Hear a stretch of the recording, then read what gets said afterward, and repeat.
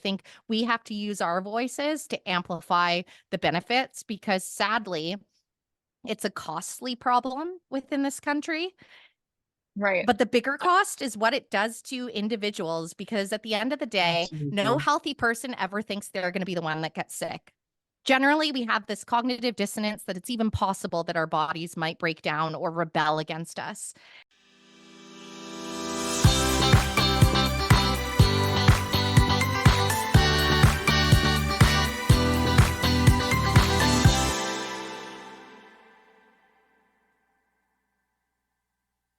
All right, everyone, welcome back for another amazing session of Let's Move Canada podcast. We're your hosts, Dana and Luigi from the Canadian Health and Fitness Institute. And today we have the great pleasure of speaking with all things fitness and wellness host, Krissy Vann, about what inspired her to be and to stay active and what being healthy also means to her. But before we dive right in, let me start by saying, as usual, that our podcast is brought to you by the Canadian Health and Fitness Institute, whose mission is to make Canada the fittest nation on earth by 2030. And to this end, of course, our podcast aims to raise awareness about physical and mental health. Now, let's dive right into it. I'm thrilled to introduce Krissy Vann, a dynamic communicator with a diverse career that spans from radio to television to digital media, and from hosting national TV shows and presenting on the weather network with CBC News Network and brightening everyone's morning in Vancouver. Krissy has truly made her mark in the broadcasting world. Now, as the director of content, host, and producer of All Things Fitness and Wellness podcast, she is on a mission to address physical inactivity and elevate industry leaders' voice. An adventurer seeker, fitness enthusiast, and passionate motorcyclist, Krissy brings her love for storytelling on every episode, sharing inspiring stories with listeners all around the globe. And today, she's giving us the honor, the great pleasure of being on the other side of the mic. Welcome, Krissy. Thank you for being here. Thank you so much for having me. I mean, you highlighted your mission there right off the hop of getting more people moving by 2030. So I'm stoked to be here because I'm very aligned with that. Yes, thank you so much for being here. So our first question for you is, where did you grow up? What sports and activities were you involved with as a child? So here's the thing. I grew up in North York, Ontario, which is part of the Toronto area. And I was that kid that tried out for every sport. I collected participation ribbons like a champ. And I say just the participation ribbons because I was actually terrible at sports. Loved the camaraderie, loved the community, but I lacked in the skill. Didn't lack in effort, but I was a solid bench warmer, if I may say so myself. As I got into high school, that's when I started cheerleading. And for anyone that's ever actually dove into that, it's a very physical sport. It did celebrate my exuberance because I am a very enthusiastic, smiley individual. So it was an ideal fit. But that was kind of my first introduction into the gym. It was this grotty little gym in my high school, shoved in a basement where I'm pretty sure you needed a tetanus shot after you used the machines. But that's what we did to all of a sudden get moving. And I realized that resonated for me. When you're in those spaces, it's you against you. It doesn't matter how much you're accomplishing or giving compared to other people, it's what you give in the space. And that was kind of when I first fell in love in a deeper way with physical fitness. I find it funny because I think I actually recognized even at that point in time how it helped me mentally in so many degrees. And from there, I just became a proverbial gym rat. So it was something that I actually habitually have never given up since then. So I think it just goes to show that whether you're really excelling in sports as a child, or perhaps it is a gym space, youth sports, or physical activity for our children is so important because I'm a prime example that once the foundation was built, I didn't give it up. That's great. Oh, when you were saying you're a cheerleader, when I grew up, so I grew up in a small town in BC, and they didn't have cheerleading there. And I was always so jealous that I watched these movies like Bring It On. I'd be like, why don't we have Classic. Classic. Right?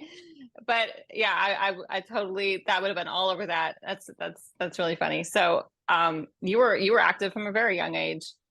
I was. And that's the thing is like, yes, I wasn't talented in those spaces as a kid because I know there's so many that are like, oh, I went and played varsity volleyball or this, that, and the other. But there was always that yearning. I even tried out for the swim team, which is funny because to this day, I can't swim. I won't drown right away, but I can't swim. But it was the only team that they actually let everybody on. So I came in last every heat. But I, for some reason, was just happy to be there. But you just kept going and kept going. That's amazing. Kept going. Some sort of flailing butterfly situation. And I'm curious, were there any other sports that you did besides cheerleading, and how long did you do cheerleading for? So I did cheerleading for 2.5 years. I would have kept going, but I actually got mono in high school. And I remember my mom was nervous. My spleen was going to rupture or something because I was a Oh, flyer. no. She was a worry, little bit of a helicopter parent. So bless her Yeah. heart, it ended that road. And then the only other one that I actually did decently was cross country. And I remember I did that through probably 4 or 5 years of my elementary. And I think it was the Mhm. same thing. You're just sort of solo in your space. Mentally, it's a relief. You're out in nature. I may have not recognized all those qualities as intrinsically at that point, but when I look back to what it did for me as a kid, it instills a lot in you. Right. Right. I did cross country at some point too, and it took me a while to get connected with it because you're running, and I was very much like you, where the team spirit, I was much all about this, and you're running and people are either way ahead of you or kind of way behind you. I just happened to be that kid with the long legs, so I was somewhere in between. And I'm thinking, where's the team spirit? I kind of want to talk right now, but over time you do start connecting to these qualities because they're so inherently human, right? So I really Yeah. appreciate that. Well, and I Mhm. actually distinctly remember my dad. That's when I first learned the art of visualization because I was so nervous for the meet. And he actually put, it was a cassette player at the time because I've got some years on me, but the Rocky soundtrack. And it was that Oh, dun wow. dun dun dun, dun, and he put that on and he was like, just visualize yourself through the route and the finish line. And that's how I got through the run because you're just like, Oh, that's okay, I cool. can keep going. Were your parents really Awesome. active too? So this is probably the biggest tie to why I advocate for physical activity. Mm. My dad was a type 1 diabetic, which is an autoimmune disease. You cannot prevent it, but he had it since the age of 2. By 1990, so I was born in 87, so I was just a couple of years old, his kidneys had failed. He was on dialysis for 4 years from there, had a transplant. After transplant didn't go well, heart attack, strokes, you name it, and he ultimately passed away at the age of 50. Oh, gosh. So for Wow. me, that's where my deeply ingrained passion for physical activity advocacy was really planted because I witnessed somebody whose body didn't cooperate how ours are gifted to move.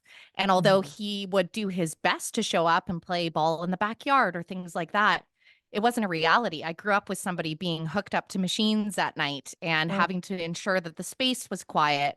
Right. And I know we'll dive into it, but when we look at what physical activity does and prevents, type 2 diabetes is one of the big ones, which is right. preventable. And Mhm. so, having witnessed somebody experience the very common conditions that stem off a diabetic diagnosis with no choice, that was really a big thing for me where I'm like, my body is gifted to move. I'm going to move it. And my Yeah. mom, same thing, coped a lot with her health through unhealthy eating habits and ultimately didn't prioritize her health and wellness either. And basically ended up in quite a depression. And it's been interesting because in her 60s is when she has fallen in love with fitness through the art of pickleball. And Oh, it has wow. changed her Wow. Yeah. entire life. Her social calendar is like, I've got coffee with Rose and I've got this, and now I'm going to go to Aquafit. And it all came from one decision with physical fitness. So, That is so uh, cool. yeah, I'm like better late than never for her. But Mhm. truthfully, Right. seeing that example of somebody just not having the ability is, I guess, by them not moving, but for a reason that wasn't their choice, actually was the inspiration from parents. Wow. Mhm. And it's nice to see that, seeing a little bit more of what it looks like when someone doesn't have a choice, versus when someone has a choice and decides to make these decisions later. It sounds like you really started finding your passion a little bit early on, right? And really start moving with it. So very curious if you could tell us how that brought you to your career at CTV News. Yeah, so honestly, since I was a little kid, I VHS player was on and I would make my own shows. Same, like everyone made mixtapes back in the day. Depending on how old you are, you may not be familiar, but you paint them with nail polish, all the things. And to accomplish those, you'd have to hit play and record at the same time for when your song was coming on. And I would DJ in between. I had this crappy little mic in my boom box and would make my own radio shows. So since I was little, I knew kind of the direction I'd like to go. And that basically became my niche. I studied broadcasting, radio, and television at Niagara College. Ultimately, did an internship abroad in New Zealand, came home, and just hit the pavement. I applied to the Weather Network every 4 months. I knew my personality didn't want to do hard news. I just have pure admiration for that level of journalism, but the space would end up hugging people in the field. So it just wasn't the avenue. Had an incredible tenure with Weather Network, which is how I moved to Vancouver. And then it's funny because I worked remotely once I was out here as a video journalist. So you're basically a party of one. And when you're in a new city, I was feeling that lack of social connection because I primarily was working from home. So the opportunity at CTV News opened for CTV Morning Live in Vancouver and basically was a hybrid role. So I would do the weather side, and then I was also in charge of our branded sponsored content. So basically, you would be advertising in the newsreel on the morning show. Your job was to make it not feel that way, even though it was disclosed. And it was neat because at the time we had a morning show segment on Spartan Race, and they're like, oh, we've set out this huge obstacle and you've got to go under barbed wire and flip tires. I'm like, yes, game on. Let's get sweaty. We had Fitness Fridays with now who's actually my business partner with Fitness World. And it was like, oh, we want to do this extreme workout. I'm like, yes, sign me up. Let's get sweaty. So it was neat how I think there were nudges in there that was like, you're going to end up moving into the fitness side. It just, I had to get that out of my system working in traditional media because the entire landscape of that career has been evolving, shrinking, changing so quickly. So while the good old days have still been here, I'm really happy that I had the chance to be a part of it. But sometimes, and it's time to take a leap of faith. Right. So what made you decide finally I'm gonna do it. I'm gonna leave CTV News and I'm gonna start my new business? Yeah, so my business partner will tell this a different way because he thinks that he just got me with his amazing bargaining. But if he saw my journal, and I've told him this, I was like, I know it unfolded very differently for about a year and a half. And timeline wise, it would have been 2022 that I finally made the leap. So we're coming off the Oh, heels this of is the recent. pandemic. Very Yeah. recent. Yeah, very recent. It'll be 2 years this August. It was Wow. not a decision I took lightly in any capacity. That type of career path is so competitive. Your job is so unique. I don't know many jobs where you can skydive, bungee jump, see the northern lights over the Arctic Circle, hang out of airplanes for a typical day at the office. And I never took that for granted, but I was feeling a lot less aligned. And that was a deeply confusing feeling, but I knew I had to lean in and explore that. And when I say that, I mean, when you're working in sponsored content in any capacity, in a corporation, you don't necessarily green light or red light what you're endorsing. And so sometimes you're having to put your face behind things that maybe you wouldn't if it was just your personal. And that is what it is. It's what you've signed up for. I also was coming off the heels of the pandemic, like everybody else, which I think had a lot of us doing audits of what do I want to stand for or do I want to make changes? And mentally as well, you can imagine working in a newsroom environment was very heavy mentally. We had to walk through people protesting to get in the door and security being out there because you have people that are quite literally telling you that they hope you die because of the job that you do. And your social media is also flooding with that same type of energy. So as I say, I just kept my ears and eyes open. And one of my clients was Chris Smith, who's the CEO of Fitness World. And he called me in one day and I was like, oh, we're about to have an editorial head to head. That's all I was thinking because I was producing the segments as well. And I was like, okay, he's a 6'5" big dude. And I'm just kind of like, well, I am ready for this conversation. And he basically pitched me the idea of all things fitness and wellness. And he's like, but I want you to do it. And what do I have to do to get you here? And in my head, it was just an instant illumination where I was like, bing, like this is something that I would be more than happy to tackle and put my voice behind. made the leap, and then went through terrifying few months of imposter syndrome and I don't know what the heck I'm doing. Yeah. Mm-hmm. I took a lot of baths, but I also, I mean, when we talk about our foundations, I also spent a lot of time in the gym just working through that anxious energy until finally you kind of have a little bit more dialed in clarity over what you're trying to accomplish. Mm-hmm. Right. Oh, So wow. Quite the what was journey. the goal of all things health and wellness, or all things fitness and wellness? I'm getting this right. Um, what was the goal of the company from the beginning? Yeah. So essentially, we're a business to business podcast and media company. So the overarching goal is to amplify the voices within the fitness industry. I know in the past, you've had Erin Phelan and Sarah Mm-hmm. Hodson on the podcast here, which we know are part of the Fitness Industry Council of Canada.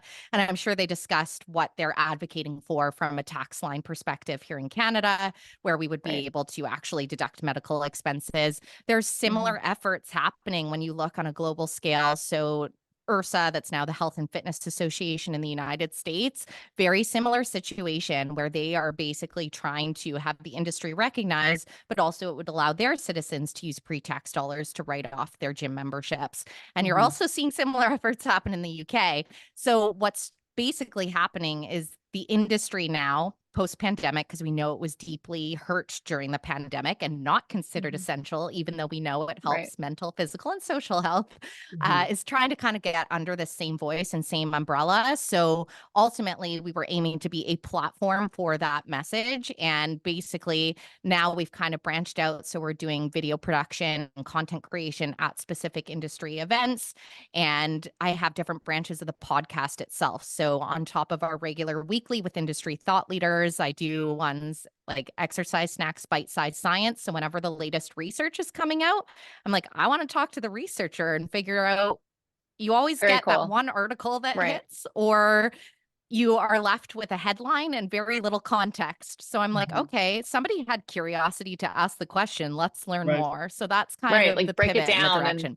yeah. Totally, totally. I'm not a 100%. scientist, so I'm like, yes, please come on and tell me more. I just have deep Right. curiosity of most people, and so this kind of helps feed into that. No, this is Very cool. wonderful.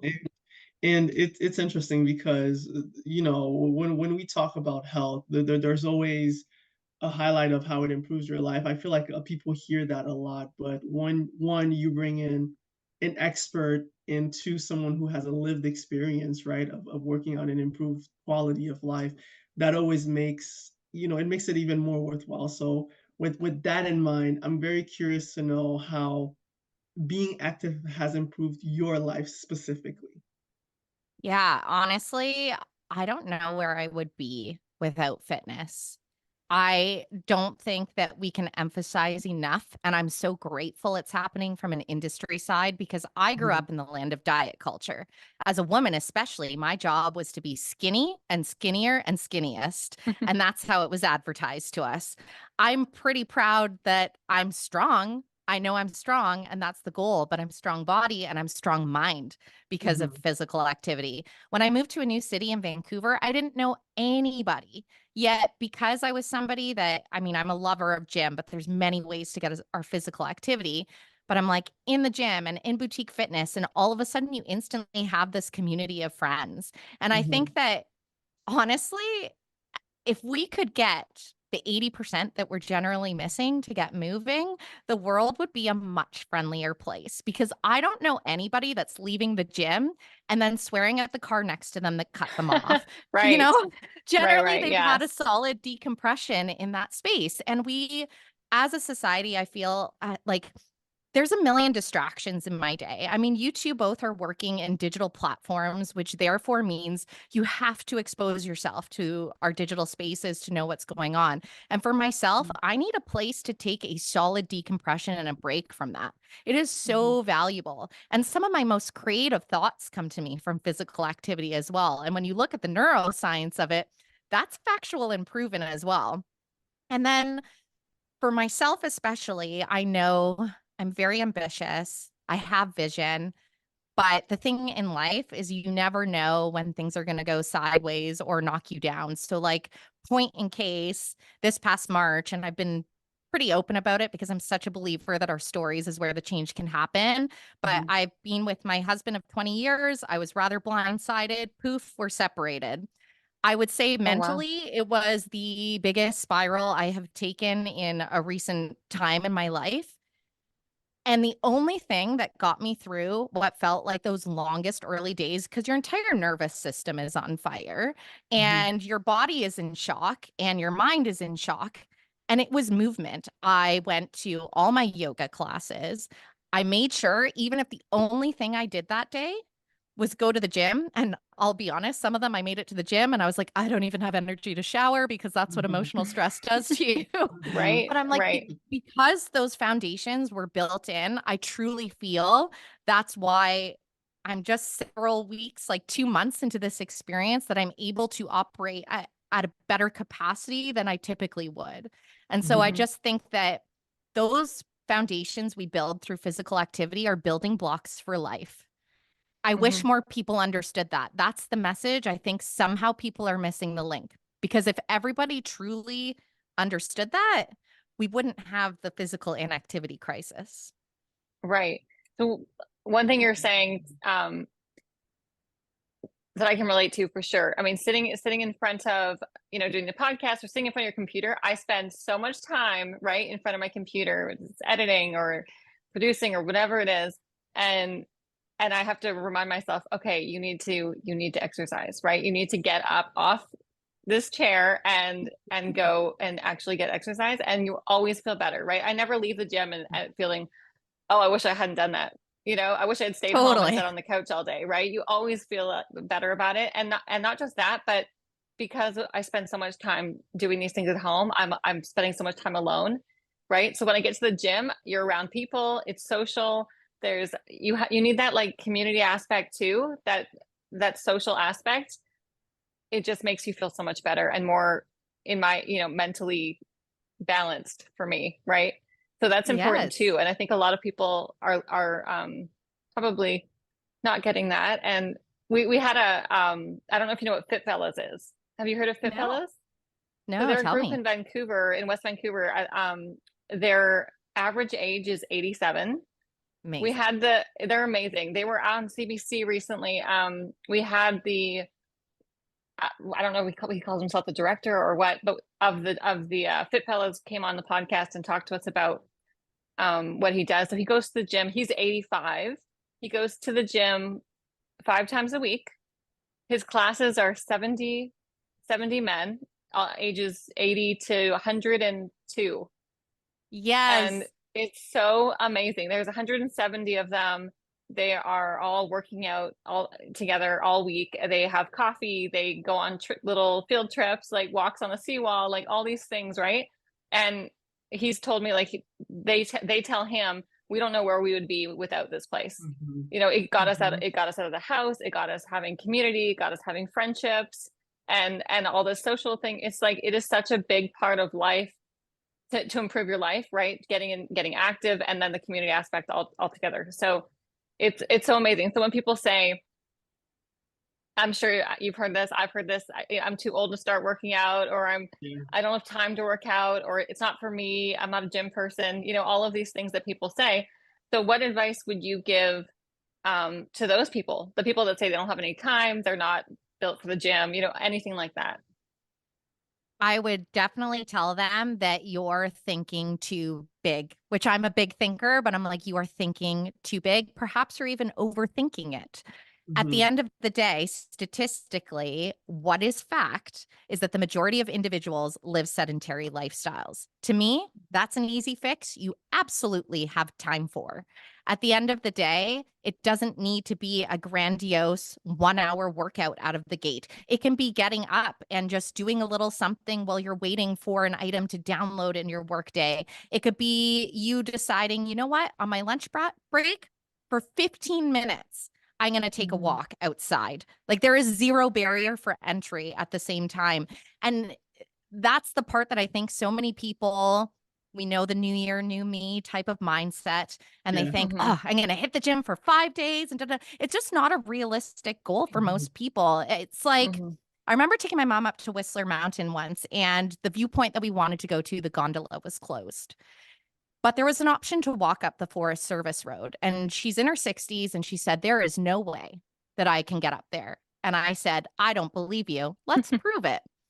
And I quite honestly said, do you think you could walk up to that rock that you see right there? Yeah, I think I could do that. So she heads up to the rock. Okay, let's take a breath. Let's have a moment. How about, do you think you can make it up to that next point? Okay, we got there. And eventually we got to the most stunning viewpoint. I think that we need to conceptualize our appetite for fitness if we're coming from no fit in that same mindset. Stop trying to think that you have to be all the things 5 days a week. Start 1 day a week for 15 minutes. Tell me with the statistics on social media and how much time people are spending scrolling, or tell me how many times your Netflix has asked, hey, are you still watching? And you're hitting okay because you just binge watch 8 episodes. Tell me you don't have the time. I'm sorry, but I would say that 80% populace more than likely can't truthfully say they don't have it. I love that concept of bite sizes, right? Bite sizes in planning and in going in a new direction, because you're absolutely right. You know, I'll say for myself that this year, and I was sharing this with Dana, I actually started working out more consistently this year, and it really started just like that. It's like, okay, we're at 0, or maybe we're at -5. Let's get to 0 first, right? And Yes. then, like, really start where you are and do just a little bit. And got an app at home, right? Those home apps where you do a little bit of workout, nothing too crazy. And to your point, it's really building that consistency. It's, giving yourself that foundation. And also muscle memory does a little bit of magic every now and then, so there's Yes. definitely that part. Well, and I think on top of that, it's like the reward that you feel inside. I mean, even if you dedicate those 5 minutes, starts to generate its own momentum. But in addition to starting bite size, I would say if you fall off the goal that you set for yourself, that's not a reason to say, well, I tried, I'll leave it behind. That for some reason, there's the shame factor when we do that to ourselves, but the majority of us do that to ourselves. So move the shame aside, because what you have done is just like any other human trying to build a habit. We don't get it right. We are imperfect creatures, but don't let the not doing be the reason why you discount yourself for the future. Because to your point, Dana, that you said earlier about this group of people that are up to 100 getting up and working out, if you want to aspire to that, like, longevity is also the name of the game, because people generally don't start thinking about their physical health or fitness until something has gone wrong. It's just like your car. You generally, aside from an oil change, don't worry about how's my engine, how's my transmission, until that light pops on and you go, oh, shoot, I guess I shouldn't drive it like I have. I got to fix it. We do the same thing with our bodies, which is kind of terrifying, except most of us aren't doing regular oil changes and we aren't filling our cars with premium gas. No, fair enough. No, Fair it's a enough. really good point. I have felt that in times in my life where it's just totally slipped my priorities, and then something happens, I get sick or something happens, and I'm like, okay, I need to really focus, like focus on exercise and also what I've been eating, right? Because nutrition also plays into this too. If you go Absolutely. and work out and you're starting to exercise, the same kind of bite-size goals can be also for nutrition, right? So someone who's maybe not into cooking for themselves all the time, eating healthy, and they consistently eat out or eat fast food or whatever they're doing, it's like, you don't have to change it, right? You don't have to go tomorrow and just never eat fast food again. You don't have to just start making all your meals for the week tomorrow, right? Maybe you could do 1 day this week, maybe you could do 2, and like work up to that, because it's just so it's not sustainable to just try to do a 180, right? Yeah. And that's honestly, most humans do that. Like my poor mom, but I'm like, she's crushing it with pickleball. But she was such a good example of that, because she would have this poor nutrition. And then all of a sudden she'd be like, I started this thing, and basically would be like, I'm going to eat salad every day, but for my only meal. And then by day 4, it's out the window. And you're kind of like, well, that's not the goal. We should be adequately fueled. And on top of that, it's not necessarily pivoting your whole diet. Like to your point, it might just be eliminating and replacing one thing. Like if you're going to have fast food, maybe you don't order the pop that day and you decide to have a water. Like it's Right. again, those big chunks are where I think Mhm. mentally we mess it up over and over And again. it's such a big difference, right? Even just say like soda, cutting out soda for the next Yeah. month. I mean, I'm not saying that it would just do so, it would change. Like Yes. and the thing is, you see the changes, but you're not going to see them in 3 days, right? Right. Over Truth. time, you will see them and they will be there, and you just have to keep going. And if Mhm. you start working out tomorrow, you will see the changes. We had another athlete on talking about this, and it's like, okay, say you go to the gym one time, you're not going to see much, right? Now you go 30 times or 60 times over the long, right? Over months, you're going to notice a change. So it's just something that you got to stay consistent. You don't have to say, I'm going to go every single day and I'm just going to kill the gym every day. No, just consistency, right? And make it a lifestyle. Forever, Yes. like up until what these guys are doing at 80 and 90 years old. It's amazing. Right. Well, and I Another think to cool your point, thing. it's how you Go ahead. feel, right? Like at the end of the 100%. day, they might not Yep. see it right away, but I guarantee if they stuck to what they said that first week, it's how you feel. And part of that Oh, feeling, absolutely. it's for anyone who's tried something, right, and they went really hard, it's okay to fail, right? As long as you get back up and start figuring out what the next moves are, which is pretty much what we're talking about. You're taking it in bite sizes. And nowadays, even in nutrition, there are just so many options, right? Like I've recently, well, for a little bit now, I've been on the keto diet, so low carb diet, and there are so many alternatives. And I don't like to refer to them as alternatives because they're their own things, but there are so many meal options and drinks, right? If you used to do pop or soda, right? Do what is it, Coke Zero, right? Do Coke Zero and then try. The taste is a little bit different, but I swear to you, the body gets used to it and you start developing a taste. And yeah, it's all in moderation. And I'm curious to know, Krissy, what does your diet look like? Yeah, honestly, so I spent several years doing competitive bodybuilding just in the bikini level because generally beyond that, and it's not everyone, but sometimes you need to manipulate what you're intaking in bigger ways that I wasn't willing to do.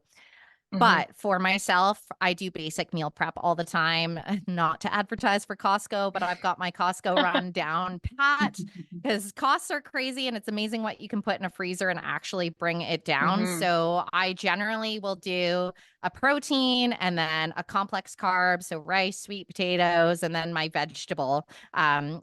Typically I love cruciferous vegetables, so I'm like big broccoli gal here, my green beans, etc. It sounds exceptionally boring, right? But for me it compartmentalizes a part of my life. And meal prep, there are so many amazing seasonings and things that you can add on top of it. I'm a big condiments girl. Oh my gosh, sauce it up all of the time, but I'm a mustard connoisseur. Say it's like one Love of the that. healthier low sugar options. That being said, I don't restrict myself in any capacity. I'm not competing now, so I keep my life basic in my home because I dictate what comes in the space. And so I think that's where we have the biggest power to influence our diet, but I also live in a really social city and I have a huge group of friends. So I'm out a lot of the time and I'm going to order whatever I feel like off the menu when I'm out and about. So it kind of complements each other really nicely, but I try to be Mhm. cognizant. I mean, I think it ingrained a lot too growing up because, again, you're like with a diabetic who's so monitoring sugars all of the time. And so I think I have a little bit of a broader awareness over Mhm. sugar in our diets. And sugar is a drug, like it goes to the same receptors in our brain. It's very addictive. And I definitely indulge here and there, but I'm just cognizant of where I don't need to unnecessarily fuel my body with that because, again, how you fuel your body, your brain's in there too. It's how you're fueling your mind. And I do think it definitely correlates in how you're going to perform in your day to day. Yeah, that's good advice. I've brought this up so many times, but have you tried monk fruit?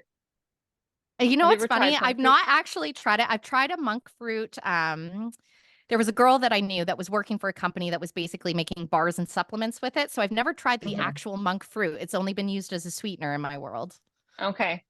So we had a nutritionist on and she told me about this monk fruit and I've only used that now. Since that podcast, I have only been using monk fruit in Amazing. coffee and baking and sauces, like if I'm making a pad thai sauce or something, because a lot of Oh, pad those thai. sauces Yeah. have a ton of sugar. I know it's so good, right? But a lot of them have a lot of sugar, like teriyaki, right? Has a ton of sugar in it. Yes. And so, and you only use like a quarter teaspoon of this stuff instead of like a cup. It's crazy. Right. And it's a fruit.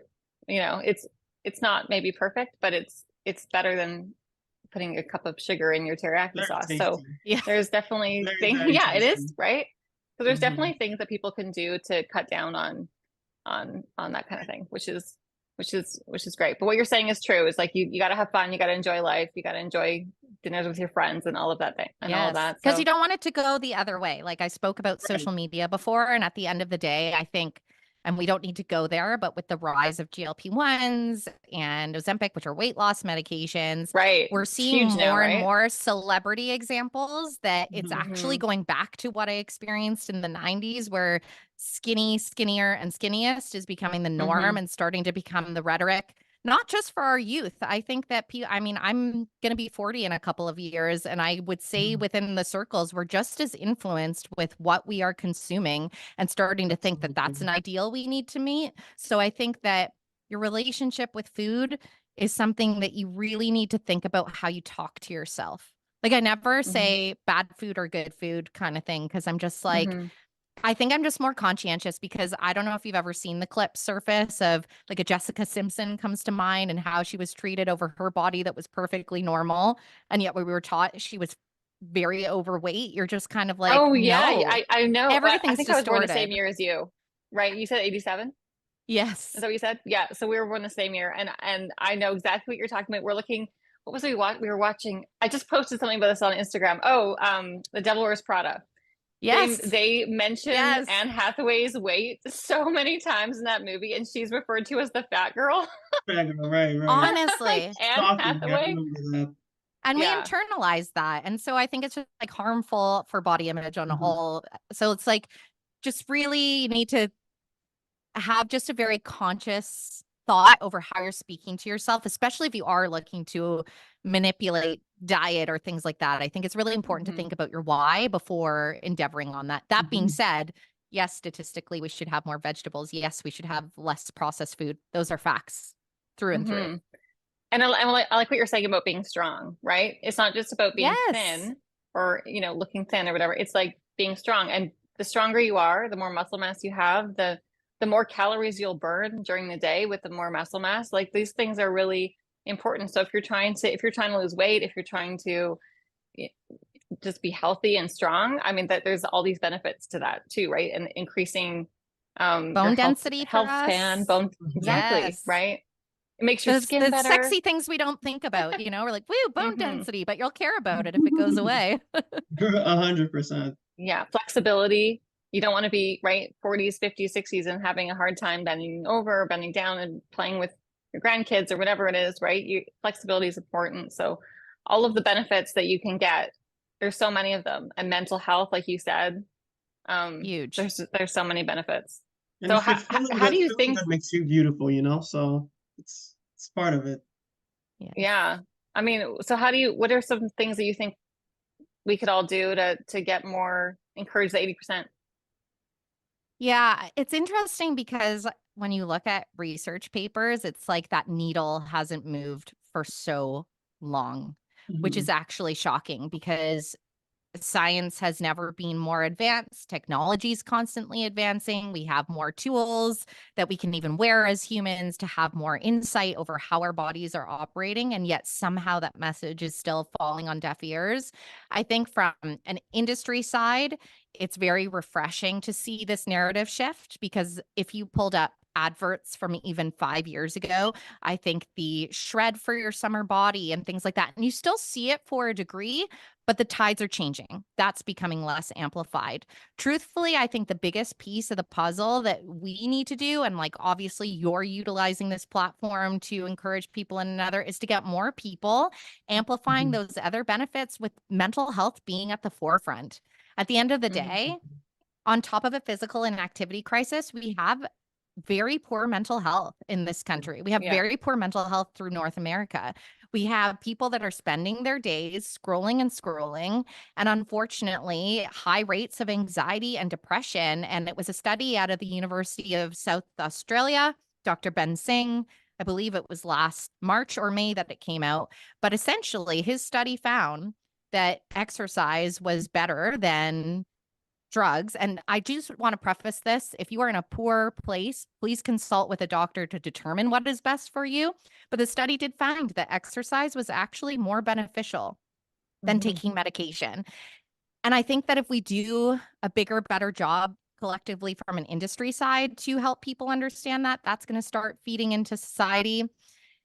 It's just one of those things that I don't really know what it's going to take for people to fully understand, because it's like when you know, and it becomes a foundation and part of who you are because you understand how it feels. I think truthfully, as a communications person, I think anyone that already is embracing a physical active lifestyle has a duty to not force somebody into it, but truthfully have those conversations about the why and how it makes the difference in their lives. I think as well, being that friend, if you're listening, that encourages somebody to say, hey, let's have a date at a spin class today. That's where we're going to have our friend date. Because let's face it, most of them feel like a nightclub at this Very point. nice. It's like, who doesn't want to do that? I think there's incredible meetups and social groups. I mean, last year, and granted a US statistic, but it was the US Surgeon General that determined we have a loneliness epidemic. Well, I live in the city of Vancouver, and time again I see Reddit posts of people saying, how on earth do you make friends in this city? And I get that it takes a lot to take that first step to put yourself in a new environment, but the reward on the other side is so worth it. And I dare you to walk into almost any social meetup group, whether it's a hiking group in your community or there's a social run club that's just started up here in Vancouver that's getting momentum. I dare you to join any of those and not find that people are willing to have an openness with you and welcome you. And you might even make some new friends, and that's going to encourage you to go back. So I think it's our duty as those that get it to amplify those means. And to the point, I'm not just saying within gym walls. Like for me, that's my space, but we have walking groups out here. We have dog walking groups out here. Like there are so many different ways that we can actually accomplish it. But I think we have to use our voices to amplify the benefits, because sadly, it's a costly problem within this country. But the bigger cost is what it does to individuals, because at the end of the day, no healthy person ever thinks they're going to be the one that gets sick. Generally, we have this cognitive dissonance that it's even possible that our bodies might break down or rebel against us. And sadly, the reality is that's not true. And you could know all your genealogy and all the things, but it may not prevent what might be coming down the pipeline for you. Why wait till we have such care? We have such a focus on treating illness rather than preventing illness. I really want, that's another message that we really need to. Obviously, a lot of people feel this way and know this already, but it's just a good reminder, right? We need to focus on preventing these illnesses, because a lot of them are preventable, right? Yes. Like metabolic disease and heart disease and all of these things are certain cancers even, right? And at the very least, it's one of those things in life we never know. It's always those things that happen on a random day that knock us at the knees that we never thought would happen to us. But if you have these foundations in place, you're going to be better physically prepared to move through it, better mentally prepared to move through it. And depending on what you've indulged in, you're also going to have a bigger supportive community to move through it. And all of those sound like incredible advantages in life. Right. It's a very good point. So again, building these foundations really do set you up for anything that comes in life, right? It's not, I mean, you talked about it earlier, how, we go through these life changes or something that you get blindsided by something, but some of the habits that you've cultivated over the years have put you in a very particular, a very specific position where now you know that, oh wow, I am getting through this. I didn't think I would be getting up today, but I am. I went to the gym today. That was the only thing that I did, but I went, right? And that sets you up for tomorrow. So really, really love the message here. Yeah, I mean, I believe it through and through. No, of course. And I'm curious to know, with all of what you've done, what lies ahead? What does the future look like for you right now? Well, we never really do know, do we? But What are plans, I honestly, guess? right? It's been a really neat journey with all things fitness and wellness. If you had told me I would quit my job and 8 months later be reporting on Capitol Hill and in these meetings with Senate and congressmen, I would have thought you were absolutely nuts and crazy. But sure enough, it happened. So I think at this point, the beginning was just really building a platform, completely failing forward constantly because the digital landscape was new to me. I came from the traditional media world, so hard and fast learnings. But now that there's this momentum that's built, I think just creating an even stronger community with that. LinkedIn's been a platform where I realize the people that I'm particularly looking to cultivate hang out. So leaning into that space even more and just building the ripple effect further. And honestly, with the way we're structuring things, getting more into a global reach would absolutely be a goal. Luckily, there's incredible modern tools that actually may make that a lot easier for me than it would a couple of years ago. I mean, generative AI is a fabulous tool if you're somebody in the creation land. It's terrifying, but it's Mhm. also fabulous It and it's is. happening. So you might as well learn it. But I really think just expanding that reach is a huge goal from a professional side for sure. Great. Amazing. So, we have one more question for you, because since we've kept you a very long time. Um, if you could change one thing in healthcare, or one thing in health at all in Canada, you could change one thing tomorrow, what would it be? I think that we should have more physicians or people in healthcare that would prescribe fitness. I generally find in my own personal experience and also with articles that you read or research that you do, that is not generally a touch point or a conversation that's necessarily happening in those walls. And I'm not saying that it's the thing that will solve all the problems, but the lack of encouragement and endorsement from the healthcare side is a little bit disappointing. We're a very prescriptive society, Mhm. and I don't want to get or sound as though I'm like a conspiracy theorist or anything like that because that's not Mhm. my jam. But at the end of the day, pharmaceuticals do make a lot of money and Mhm. they are quite linked. So I know that they need to play a role a lot of the time, but this honestly really comes from a personal side with my dad's illness. He was on such a plethora of medication, and it became to the point this one causes this side effect, causes this side effect, Mhm. causes this side effect. And sometimes that's unavoidable, but there are sometimes simple problems or preventable problems that people are walking in, and there aren't physicians that are necessarily saying, hey, physical activity, or I'm going to recommend that you do workouts. So I think that would Mhm. be an incredible goal if we actually had that as a more regular recommendation from people. People trust their family physicians for the most part. They can go a long way if they're amplifying this message. And again, physical health, preventing chronic diseases, our mental health, I'm like, all the science is there. So Mhm. they Mhm. might be an incredible avenue to propel the message even further than we have the ability to do so. And also, I think education for youth as well. We know from the start of this conversation that sports or physical activity within children sets these incredible foundations as they're growing up. And sadly, what we see in school systems is less time and allotment a lot of these times to get our children moving. At the end of the day, they spend a lot of time sitting in desks. And yet all Mhm. of a sudden we have these problems that we can't keep their attention and they have all this energy and they're misbehaving. And you're like, maybe if we actually integrated more breaks for them to move their bodies, we wouldn't have these Oh, right. proverbial problems Yeah. with kids just being kids. Just Mhm. a So thought. Exactly. prescription of exercise all throughout, like all Yes. across age groups, pretty much. I dare you to find a negative if we did that. I have Mhm. been yet to think of one. Well, you've heard it here on Let's Move Canada. All right, prescription of physical activity for all. I think it's a great idea. I mean, it makes sense, right? Just getting people moving, it really does breed a lot of these other positive values, a lot of these other positive habits and outcomes that we're looking for. So yeah, no, really, really loving the message. And we're all about community, we're all about individual growth, and everything is just so tight and connected. So thank you very much for highlighting all of these pieces.